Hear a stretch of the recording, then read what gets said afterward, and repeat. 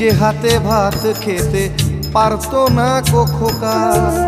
বলতাম আমি, না থাকলে রে কি করবি বোকা। ঠোঁট ফুলিয়ে কাঁদতো খোকা আমার কথা শুনে। খোকা বোধহয় আর কাঁদে না, নেই বুঝি আর মনে। ছোটবেলায় স্বপ্ন দেখে উঠতো খোকা কেঁদে, দুহাত দিয়ে বুকের কাছে রেখে দিতাম বেঁধে। দুহাত আজও খোঁজে, ভুলে যায় যে একদম। আমার ঠিকানা এখন বৃদ্ধাশ্রম।